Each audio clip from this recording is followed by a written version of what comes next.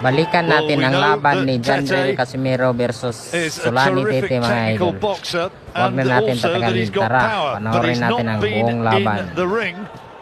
Competitively since October last year.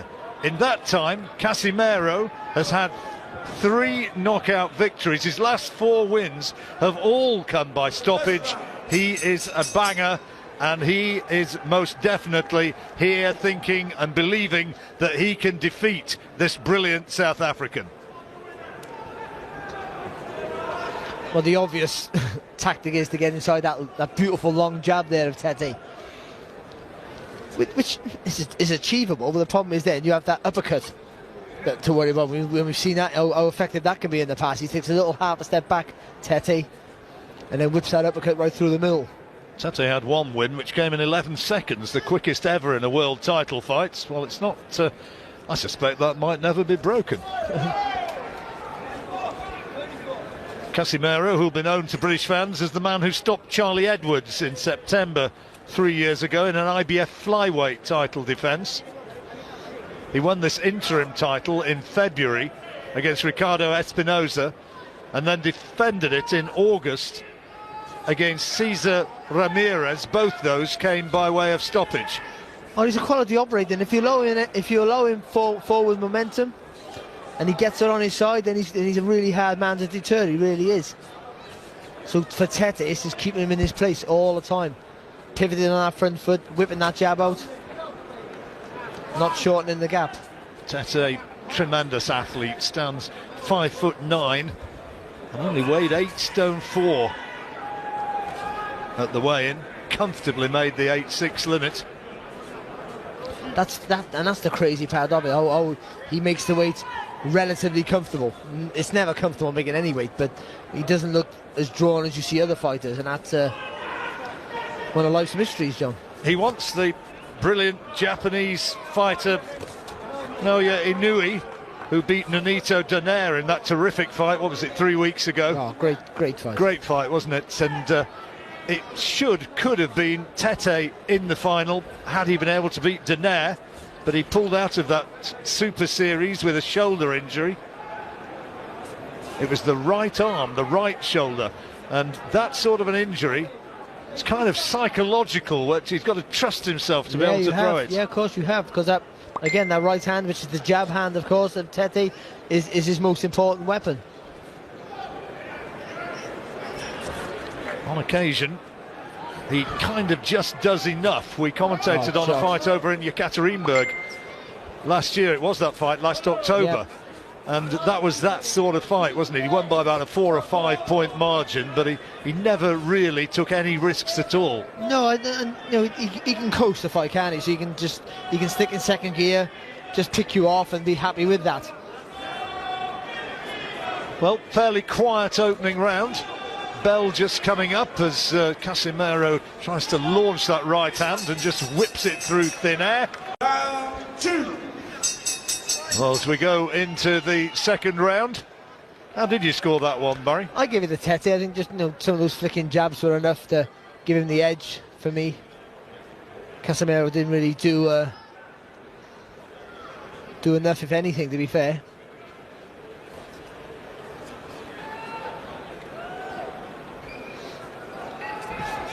Quiet sort of opener, wasn't it?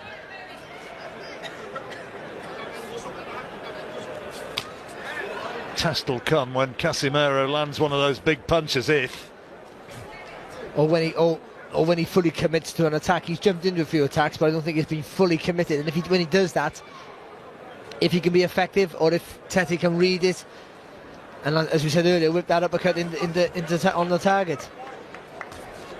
Casimero promoted by the legendary Manny Pacquiao.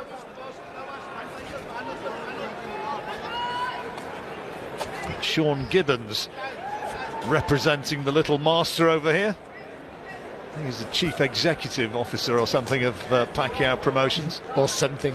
Yeah, well, it's a significant job, you know.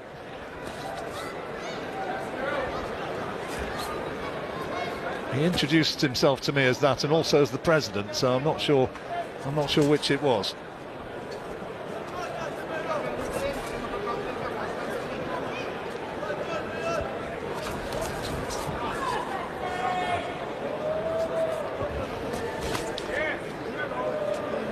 Again, Casimero got too much experience just to rush in because he knows he'll walk onto shots, but also with him not doing that means he's not being remotely effective. And even though Tete's not doing enough, he should be doing a lot more with that right jab, to be fair. Tete just looks huge in comparison to Casimero. That's an advantage he always has over pretty much every fight that he's faced. Talked about moving up in weights, that might happen at some point. And I guess another option, talked about Inui, but Rigondeaux, the Cuban, is fighting Liborio Solis for the regular WBA title. That's coming up in about 3 weeks. And Tete's talked about fighting Rigondeaux, or as he's correctly pronounced with the Spanish accent, Rigondeaux. And look, two absolute geniuses, but it could also be a stinker of a fight, because they might just both be looking at each other. Could be a chess match, daring each other to make the first move, yeah. Which this is a little bit at the moment. Yeah, it is. And again, Casimero's trying to attack, but short little right hand there. I thought it was half a head as well.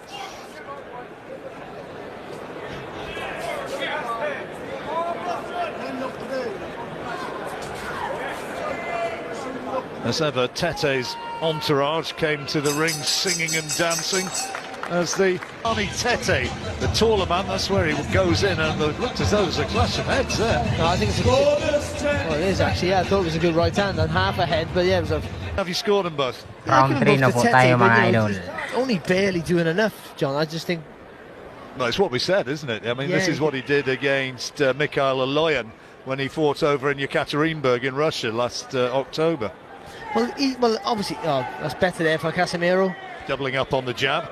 Well, I guess he thinks, it's your move to close the gap, not mine. I'm the taller fighter with the longer reach. I want to keep it long. You got to try and bring it to me.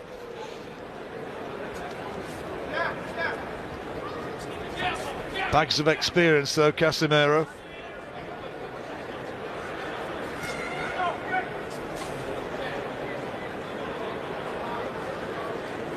Got a record of 5 wins and 2 defeats in world title fights. Tete 5-1. He's won his last 12 since September 2012.